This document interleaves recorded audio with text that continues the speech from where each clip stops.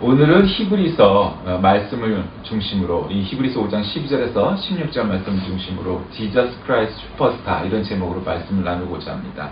아시다시피 이 제목은 뮤지컬계의 마이다스의 손이라 불리는 앤드류 로이드 웨버의 그리고 팀 라이스가 콤비로 만들었던 브로드웨이에 진출했던 뮤지컬입니다. 1970년 두 장의 컨셉 앨범으로 먼저 발매되었던 이 지저스 크라이스트 슈퍼스타는 1971년 미국에서 베스트셀러 앨범으로 선정되는 등 폭발적인 반응을 일으켰고 제작자 로버트 스티그우드의 눈에 띄어서 뮤지컬로 만들어져 겨우 23살이었음에도 불구하고 23살, 26살짜리 이 젊은이들의 영국 젊은이들의 작품이 브로드웨이 진출에 큰 반향을 일으켰던 아주 대표작이 됐고 우리나라에서도 꽤 여러 번 공연된 명작이 되었습니다. 그 후에도 조셉 앤 더 메이징, 테크니컬 드림코트, 에비타, 오페라 유령 이런 작품에서 같이 호흡을 맞춰서 역사에 길이 남을 만한 그런 아주 뮤지컬계의 거장이 되었습니다. 저도 이 작품을 몇 번 본 것 같습니다. 아마 처음 봤던 것이 그 율관순 기념관에서 보았던 것으로 기억이 되는데 몇 가지가 놀라웠습니다. 하나는 복음적인 내용을 굉장히 대중적인 문화로 코드로 풀이해냈다는 것. 이게 락 뮤지컬이니까 락이었지 않습니까? 그 당시에만 해도 우리가 복음성가도 굉장히 잔잔한 복음성가가 많았죠. 요즘 말로는요 발라드라든가 이런 톤이었는데 락이 섞인 이제 그 복음이 담겨진 메시지라는 것은 조금 이렇게 의외였습니다. 그래서 그것이 굉장히 충격적이었고 또 여러 가지 그 예수의 역할을 하는 사람들이 예전 그 영화에 보면은 예수 역을 하는 분들이 얼굴이 잘 안 나오거나 나오더라도 굉장히 그 천편일률적인 예수 그리스도의 모습이었죠. 근데 굉장히 그런 것도 많이 달랐고요. 또 마리아의 그런 그 막달라 마리아의 그런 역할들이 뭔가 좀 그렇게 표현된 것도 좀 그랬고 하여튼 여러 가지가 기억에 많이 남습니다. 어쨌든 복음, 성경의 내용을 대중문화로 이렇게 녹여내는 것은 그것이 얼마나 성경에 합당하냐 이런 걸 논하기 이전에 기독교 문화와 성경의 문화의 대중화라는 측면에서는 의미가 있다고 저는 생각을 합니다. 그런 의미에서 지저스 크라이스트 슈퍼스타라고 정한 건 아니고요. 어쨌든 그 작품처럼 거기서도 지저스 크라이스트, 예수 그리스도는 우리의 슈퍼스타다 이렇게 얘기하는 것이 우리에게 큰 의미가 있다고 생각합니다. 각 분야에서는 거장, 그다음에 슈퍼스타, 이렇게 불리우는 사람이 있죠. 스포츠는 그런 거죠. 그냥 질 것만 같았던 그런 상황에서 그게 야구든 축구든 뭐든 간에 슈퍼스타가 나오면은 여기서는 홈런 하나 쳐주겠다, 여기서는 꼭 골을 한 골 넣어주겠다, 이런 생각을 하면 슈퍼스타는 꼭 넣죠. 요즘 젊은 사람들은 본 적이 없겠지만 차범근 감독이 선수 시절에 유명했죠. 텔레비전 흑백 텔레비전을 보던 시절이었는데 제가 직접 본 게 기억이 납니다. 한 5분이었나요? 10분이었나요? 그 사이에 3골을 몰아치면서 역전승을 했던 그 기억이 있죠. 그러니까 저렇게 짧은 시간에 골을 갖다 3골이나 넣는 그거는 그런 사람들이 슈퍼스타인 거죠. 다른 건 몰라도 정말 차범근만큼 축구 잘하는 한국 사람은 본 적이 없죠. 이전에도 이후에도 아직도 그 사람을 능가 하는 선수는 없다고 저는 생각해요. 야구도 마찬가지죠. 패색이 짙었던 8회 말 이승엽 선수가 등장을 해서 결국 홈런을 쳐서 1번을 무너뜨린다. 이런 거 많이 나왔지 않습니까? 근데 그 전까지 안타도 제대로 못 치던 그런 상황이었는데 꼭 결정적인 순간에 홈런을나 안타나 골을 넣어주는 건 누구냐? 그런 사람이 슈퍼스타다. 이렇게 우리가 보통 표현을 하죠. 그럼 체육이나 예술이나 이런 게에만 거장이나 슈퍼스타가 있냐면 그렇지는 않습니다. 물론 그들이 굉장히 우리에게 기쁨을 주는 것은 사실이지만 사실은 더 중요한 것은 예를 들면 정치인들 중에도 슈퍼스타가 존재해야 되는데 참 드물죠. 특히 우리나라는 정치 후진국이다 보니까 정치인 중에 슈퍼스타가 참 나타나기가 호불호를 떠나서 3김 이후에 슈퍼스타가 잘 등장하지 않고 있고 그들이 정말 슈퍼스타냐 이걸 논하는 것도 논란이 있겠지만 어쨌든 그만한 인물들이 그릇이 아직 나오지 않고 있는 것은 분명한 사실이죠. 그리고 또 경제인도 마찬가지고 또 다른 모든 분야의 거장 마이스터, 장인, 대가, 이런 사람들도 역시 마찬가지일 겁니다. 그런데, 오늘 읽은 이 본문은, 이 히브리서는 대제사장의 직분을 이루신 예수 그리스도에 관해서 얘기합니다. 이 앞장에는 예수 그리스도가 우리 대제사장이시라는 사실에 관해서 살펴보았던 장이었는데, 이번 장이 넘어오면서 이 본문을 쓴 히브리서 기자는 이스라엘의 첫 번째 대제사장인 아론과 예수 그리스도를 비교해가면서 그리스도께서는 아론보다 더 우월하신 분, 월등하신 분임을 증거하고 있는 것입니다. 여러분, 제사장이라는 것은 어떤 역할입니까? 성막에서 혹은 회당에서 제사를 이제 드린단 말이죠. 옛날에 그 성막에서 제사를 드리면 그 양이든 염소든 비둘기든 송아지든 제물을 갖고 오면 그 제물을 제사의 종류에 따라 각을 뜨고 피를 내서 그 피를 다 뽑고 제사 방법에 따라서 오른쪽 다리를 흔들든 뭐를 하든 또 흔들든지 뿌리든지 뭐 하든지 하여튼 제사의 방법에 따라서 그 5가지 제사의 방법에 따라서 제사를 드리는, 다시 말하면 사람들을 대신해서 하나님 앞에 죄를 고백하는, 그것이 대리자로서의 사명을 가진 것이 제사장이었단 말이죠. 옛날엔 사람들이 하나님 앞에 나아가는 방법은 성막에서 제사장 앞에 제물을 드림으로 그 제물을 제사장이 우리를 대신해서 예배를 제사를 드려드리는 것이 제사장의 역할이었단 말이죠. 그게 제사장인데, 대제사장은 그 제사장들 중에도 레위 족속 12지파 중에 레위족만 이 성막의 일들을 감당할 수 있어서 기업이 따로 없었죠. 그런데 그 중에서도 제사장들은 그 제사의 역할들을 하는 아주 중심이었고, 그 중에서도 단 한 명만이 대제사장을 뽑아서 1년에 한 번 대속제일이라고 부르는 날 지성소에 들여보내는 거죠. 그러니까 지성소는 제사장들도 아무나 들어가는 게 아니고 대제사장도 정해진 대속제일에만 들어가는 거예요. 그렇게 해서 이 허리에다가 끈을 이렇게 달고 들어가서 거기 대속제일에 기도를 드리고 회개를 하고 하는 것을, 모든 사람의 죄를 대신하는 것이 대제사장이었단 말이죠.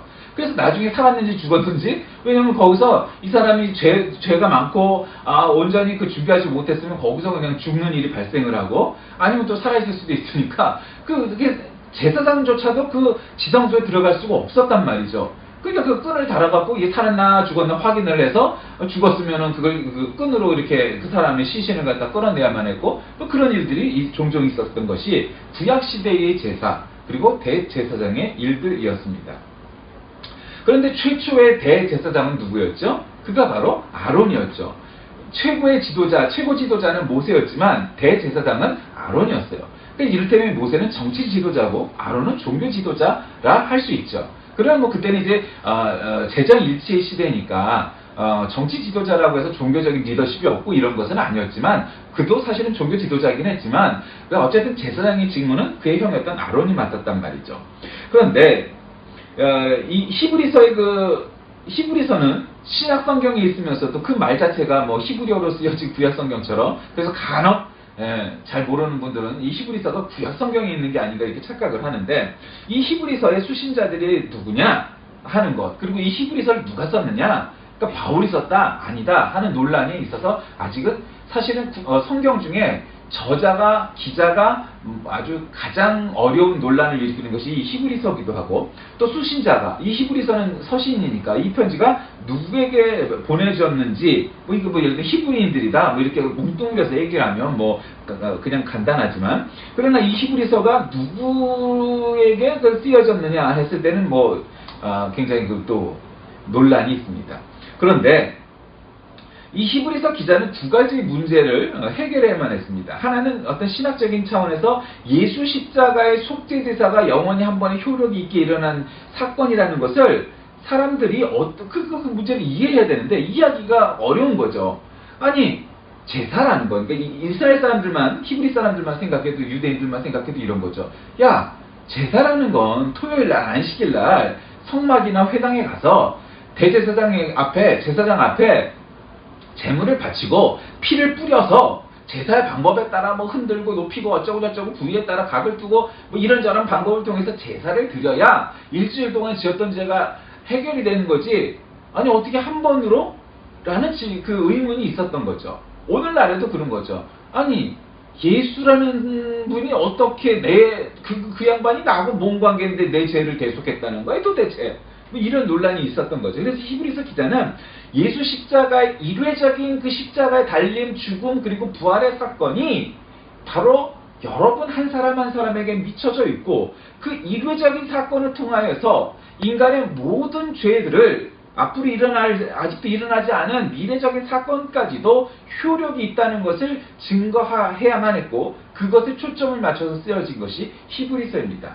두 번째 문제는 이 유대 기독교인들이 하나님께 나가는 데 있어서 실제로 어떻게 해야 되느냐, 할 수 있는 일이 뭐냐 이런 것을 가르치기 위해서 씌어졌다고 보면 됩니다.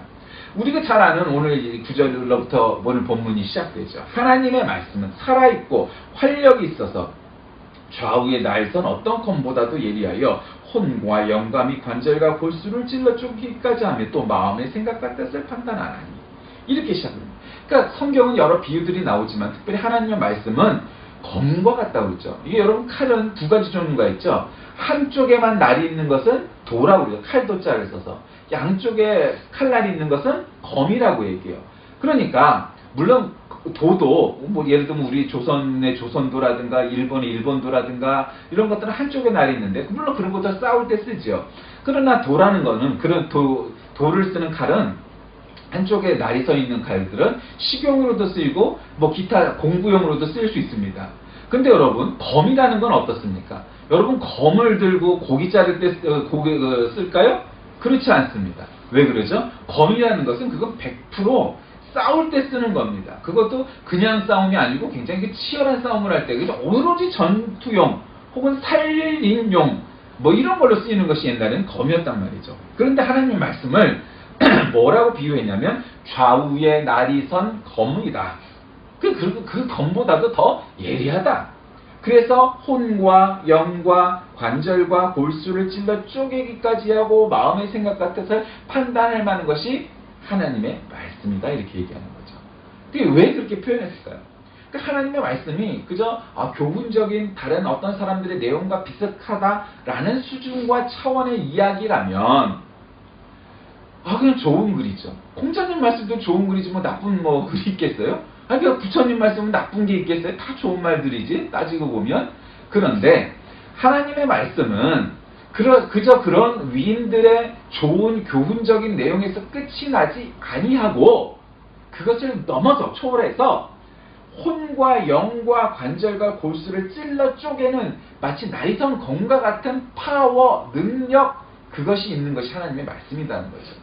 우리가 일생 동안 그런 것들을 매일매일 우리가 경험하거나 그런 것은 아니지만 어느 날 갑자기 하나님의 말씀이 내 마음에 딱 꽂혀갖고 도깨비에 나오는 고기처럼 이 가슴팍에 그 검이 딱 꽂히면 그런 게 있죠. 그럴 때가 있어야만 하는 겁니다.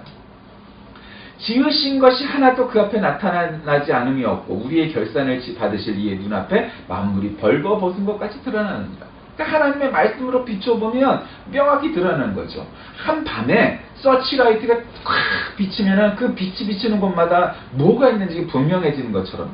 그래서 우리에게 큰 대제사장이 계시는데 그것이 승천하시니 곧 하나님의 아들 예수시다. 그러니까 이미 예수님 부활 승천하시는 이유죠. 이게 신약성경이니까 그 부활 승천하셨던 예수님이 우리의 그것도 그냥도 아니고 큰 대제사장이다. 이렇게 표현하는 거죠. 그러니 우리가 믿는 도리를 굳게 잡을지어다. 믿는 도리를 다 지켜라. 그러는 거죠. 그래서 우리에게 있는 제사장은 우리의 연약함을 동정하지 못하실 리가 아니다 이 말이에요. 동정하더라도 동정으로 끝나는 건 아무 의미가 없죠. 그분은 우리를 그저 단순히 동정하는 것이 아니고 우리와 똑같이 시험을 받으신 이로되 그는 죄가 없으시다. 이게 중요한 죄가 없으시다. 그러므로 우리의 긍휼하심을 받고 때를 따라 돕는 은혜를 얻기 위하여 은혜의 보좌 앞에 담대히 나아가라. 왜? 그분은 우리를 구원하실 분이요, 우리의 문제를 해결해 주실 분이요, 우리의 모든 것들을 하나님의 말씀을 내려쳐 주실 분이기 때문이다. 이렇게 얘기하는 거죠. 그래서 사실 오늘 이거 본문 앞절에 있는 그 6절에도 그 멜기세덱의 반차 이런 얘기가 나오죠. 그러니까 멜기세덱이라는 것은 살렘의 제사장이죠. 그러니까 아브람과 동시대 인물인데 아주 이 사람이 실존적 인물이냐, 실존했던 인물이냐, 뭐 그것은 또 약간 신학적인 논란이 있어요. 그러나 어쨌든 멜기세덱이 우리에게 주는 교훈, 그거 왜 나왔느냐 하면, 그 아브라함의 시대에 그리스도를 상징하는 예표로서, 그 그리스도를 증거하기 위해서, 예표하기 위해서 멜기세덱의 이름과 위엄이 나타난 것서, 그가 그 시대의 최고의 제사장이었던 것처럼 멜기세덱보다도 더 큰 그런 대제사장이 나타날 것이다 라는 차원으로 멜기세덱 이름이 거론이 되는 거죠. 그렇게 씁니다. 그래서 그 예수 그리스도만이 우리에게 진정한 문제의 해결자시라는 거죠. 얼마 전에 글을 이렇게 읽었는데, 서강대학교 앞에 가면은 조그만 아주 쪽문 같은 가게가 있답니다. 그런데 이 이름이 서강잡스인가 이렇게 써있는데, 이 북한에서 이탈한 30살 먹은 청년이 그 서강대학을 다니는 학생이라고 합니다. 나이는 좀 있지만, 이 사람이 어렸을 때부터 이렇게 아버지가 기계를 잘 고치고 전기를 잘 고치는 분의 아들이었는데, 어렸을 때 그런 게 있었답니다. 근데 이제 와서 보니까 자기가 아이폰을 쓰다가 스티브 잡스를 되게 좋아했는데, 아이폰이 고장나면은 이게 여러분 다른 핸드폰과 같지 않고 이게 오픈하기도 쉽지 않고, 고장나도 뭐 그렇고 돈도 많이 들지 않습니까? 근데 이 사람이 이제 아는 사람의 그 핸드폰을 보더니 자기 걸 고치고 남의 걸 고치고 이러다 보니 아예 그냥 그렇게 야 내 것도 부탁해 하면서 그냥 고쳐달래기 힘들고, 한 번 고치면 몇십만 원 되는데 적은 액수를 고쳐주니까 너무 고마워서 돈을 받고, 이러다 보니 결국 이 아이폰을 전문으로 고쳐주는 일을 하는 그런 알바처럼 이렇게 이제 직원도 두고 뭐 이제 그런 가게를 냈다는 얘기를 들었습니다. 그 사람은 아주 이 기계에 대한 탁월한 달란트가 있어서 그냥 보면은 이게 어떤 부품이 잘못됐고 또 뭐 앞에 그 화면을 어떻게 바꿔야 되고 뭐 하는 그런 기계적인 원리에 어떤 충분히 큰 달란트가 있는 사람이어서 그냥 딱 보면 이게는 이렇게 고쳐야 되겠다, 뭐 학습을 한 것이 아니어도 알 수 있죠. 운동도 마찬가지입니다. 어떤 사람들은 운동을 뭐 돈 주고 배우지 않아도 뭐 돈 주고 안 배웠어도 축구도 잘하고 야구도 잘하고 그냥 모든 스포츠를 잘하는, 소위 말하는 만능 스포츠맨이 있기도 합니다. 어떤 사람은요, 레슨을 받지 않았어도 노래를 타고나게 잘하는 사람이 있습니다. 또 어떤 사람은요, 또 악기를 제대로 배우지 않았어도 어깨 넘어서 배우기 시작해서 악기를 제대로 배웁니다. 대체로 우리가 기타 같은 거 그렇게 배우지 않습니까? 독학으로 배우고 뭐 이렇게 해서, 요즘은 잘 기타를 치는 사람이 많지 않지만 옛날에 주로 그랬잖아요. 기타 책을 하나 사갖고는 코드는 이렇게 잡는다 저렇게 잡는다 손을 보면서 막 이렇게 막 띵까띵까띵까 하면 처음에는 이상하다가 나중에는 엇비슷한 소리가 나기 시작하고, 그러다 결국 치는데, 안 되는 사람은 잘 안 돼요. 근데 어떤 사람은 친지 일주일만 되면은 그럴듯해서 예배 시간에 뭐 반주도 하고 무슨 뭐 특송도 하고 하는 그런 기타 실력을 보여주는 사람도 있더라.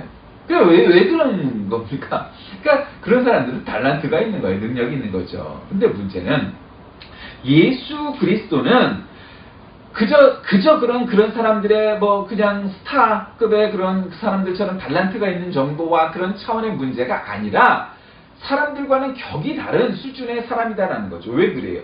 그분은 하나님의 아들이시고 멜기세덱에게 반차를 줘주신 분이고, 그리고 또 사람들을 정말로 아주 그냥 극진하게 사랑하셔서 하나님께서 우리에게 보내주신 선물이었지 않습니까? 독생자이신데, 하나밖에 없는 아들이신데 우리를 위해서 보내시고 죽게 하셨어요. 그럼 왜 그런 과정, 일련의 과정을 보내신 거죠? 사람의 죄를 대신해서 제물로 삼은 거죠. 그러니까 하나님이 송아지가 되고, 하나님이 비둘기가 되고, 하나님이 어린 양이 된 거죠. 왜? 사람들의 죄를 위해서요. 그러니까 여러분, 우리가 동물과 비교를 하면은 이건 뭐 X 새끼 뭐 이렇게 욕을 하면 어떻게 사람들이 기분이 나쁘죠? 왜 그래요? 감히 사람을 동물에 비해서 욕을 해? 이런 거지 않습니까? 하물며 하나님이시고 하나님의 아들이신 예수 그리스도께서 동물처럼 제물이 되셨던 거예요. 그러니까 여러분, 그 사건이 나는 본 적이 없는데 그게 도대체 나하고 무슨 관계가 있지? 라고 생각을 하면 오산입니다. 그건 우리가 실존적인 의미의 차원으로 받아들여야 되는 것이죠. 내가 나 몰랐는데 예수님이 나 때문에 돌아가셨구나라는 인정이 있어야 되는 거예요. 그러면 예수님이 나 때문에 이 땅에 오셨구나, 나를 위해서 오셨구나, 나의 죄를 대신 짊어지셨구나, 나를 천국에 구원받기 위해서 오신 것이 바로 그 목적이구나, 이런 것이 이제 깨달아지는 것이죠. 그래서 결국 예수님께서는 우리 사람들 모두에게 한 사람 한 사람에게 슈퍼스타와 같은 존재인 거죠. 단지 예술을 잘하고 스포츠를 잘하고 혹은 정치를 잘하고 뭐 하는 그런 아주 큰 능력을 가진 그런 슈퍼스타급 정도의 그런 슈퍼스타가 아니고 우리를 구원으로 이끄실 슈퍼스타인 거죠. 여러분, 종교 지도자는 사람으로서 참 많고 좋은 종교 지도자들도 많습니다. 그러나 어떤 종교 지도자도 사람을 구원에 이르게 하고 천국에 갈 능력이 있지 않습니다. 그저 우리는 가이드일 뿐이죠. 그런데 문제는 그 가이드들이 데려간 곳이 여행으로 얘기하면 여러분 패키지 여행 가보셔서 알겠지만 가이드가 어디 데려갑니다. 그런데 가이드가 참 좋으면 좋죠. 성격도 좋고 능력도 있고 재밌고 그러면 재밌어요? 그럼 그 여행이 재밌죠. 근데 문제는 그 가이드가 아무리 능력이 있어도 그 가이드가 데려간 그 현장이 멋있고 보기가 좋은 것들이 있으면 정말 그 여행이 즐겁지만 아무리 그 가이드가 좋아도 데리고 갔는데 별거 없어. 여러분 그 도대체 뭔 의미가 있겠어요? 아무 의미가 없죠. 데려갔는데 뭐 예를 들면 하롱베이 간 데가 하롱베이 풍경이 정말 멋지다 이러면은 그게 감동이 오는 거지 가이드가 아무리 좋다고 별 의미 없는 거예요. 그게 진짜 거기에서 나오는 관광지 그 배경이 정말 그 목적지가 중요한 거예요. 그래 종교 지도자도 마찬가지죠. 능력이 아무리 있은들 결국 그 목적지 천국으로 이끌어가야 되는데 천국으로 이끌어가는 건 가이드가 아니라 예수 그리스도 앞에 인도하고 그 예수 그리스도라는 문을 통하여 결국 천국으로 들어가고 영생도 얻고 하나님의 자녀가 되고 하는 거다 이 말이죠. 그 가이드는 그까지 예수 그리스도를 믿어라. 그리하면 너와 내 집이 구원을 얻을 것이다 라고 성경은 말씀하셨으니 예수님만이 우리의 구원이다 뭐 이렇게 얘기할 수 있고 그래서 그 앞으로 끌고 가는 거죠. 이게 꾸준히 새벽 기도마다 수요일마다 금요일마다 주일마다 왜 그렇게 번잡스럽게 예배를 많이 드립니까? 라고 말한다면 어떤 사람은 새벽에 기도하는 것이 능숙하고 그때밖에 시간이 없는 분도 있고 어떤 분은 그 새벽은 안 되지만 밤을 새워 기도하는 철야 기도에 능하고 또 그 기도 때만이 시간이 나는 분도 있고 또 어떤 분들은 그거는 다 안 되지만 뭐는 되고 또 이런 상황이 다 다르기 때문에 여러 가지 기회가 있는 거예요. 그러니까 우리가 예배를 참석하는 건 마치 운동선수가 매일매일 연습하는 거예요. 우리가 프로 선수가 됐으니까 매일매일 연습 안 하나요? 안 그래요. 우리가 프로 연주자가 되고 가수가 되면은 매일매일 연습 안 해요? 오히려 매일매일 연습을 해야 돼요. 왜? 프로 선수가 되고 프로 가수가 되고 프로 연기자가 되었기 때문이죠. 하루라도 연습을 하지 않으면 안 되는 거예요.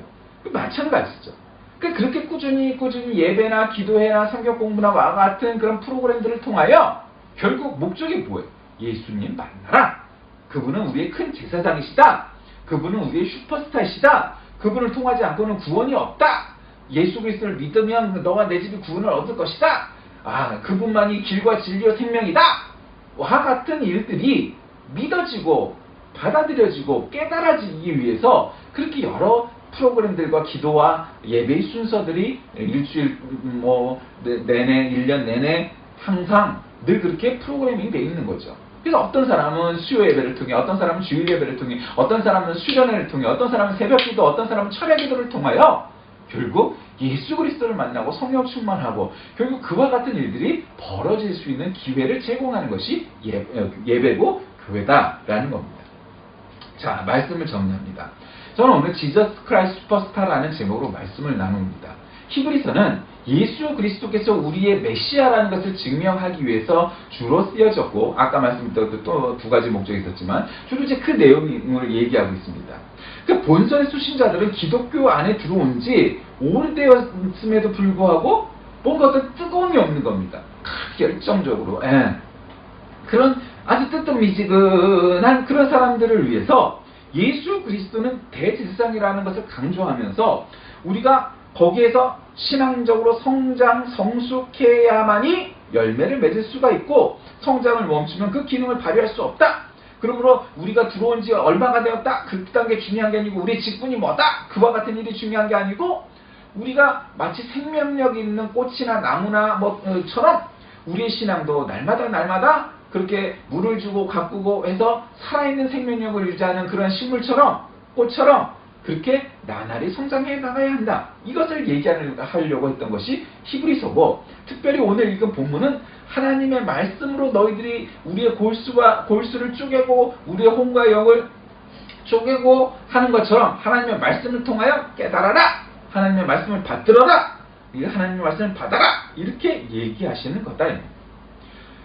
이 본장은 대제사장이신 예수 그리스도께서 율법에 따라 세워진 대제사장 아론보다 훨씬 우월하고, 그들은 한 번의 제사를 드림으로 일주일 동안에 우리 제사를 계속하는 데 끝났지만, 예수님께서는 단 한 번의 제물을 통하여 우리들의 영원한 죄를 용서하시고 대속하셨다는 사실이 은혜라는 것입니다. 은혜 중에 은혜가 바로 그것입니다. 사람들은 그것이 일회적인 사건이었으니 그것이 효력이 정말 강하고 효능이 강할까라는 착각을 하고 있지만 그렇지 않습니다. 신앙의 연조가 오래되었건, 직분이 무엇이건, 우리가 몇 대째 예수를 믿건, 내가 뭐 어쩌건, 이런 것과 같은 것들은 믿음을 유지하는데 아무런 관계가 없습니다. 신앙에는 현상 유지도 없고 그저 가만히 지킬 수도 없는 겁니다. 마치 공부를 매일 해야 되고 운동을 매일 해야 되고 연습을 매일 해야 그 실력이 줄지 않고 나날이 예리해지고 실력이 느는 것처럼 신앙도 마치 그러한 것입니다.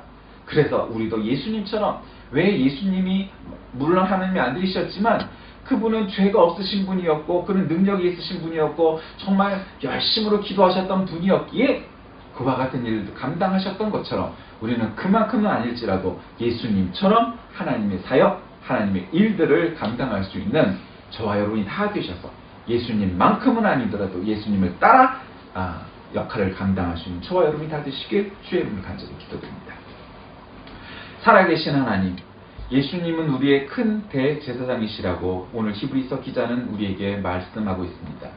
우리는 그를 닮아 예수님처럼 하나님의 큰 일들에 감당하게 하시고 그 사역을 감당할 수 있는 우리 모두가 되게 하시고, 무엇보다 예수님만이 우리에게 길이요 진리요 생명이시고 예수 그리스도의 이름만으로 우리는 구원을 받을 수 있다는 사실을 깨닫게 하셔서 다른 어떤 이름으로도, 다른 어떤 능력으로도, 다른 어떤 사건으로도 우리의 죄를 대속할 수 없지만 오직 예수님의 피 보혈만이 우리들의 유일한 증거요, 유일한 구원의 방편임을 깨달아 이 신앙 잊지 않고 깨달아지고, 그래서 일생 동안 붙잡고 가는 우리 모두가 되게 인도하여 주옵소서.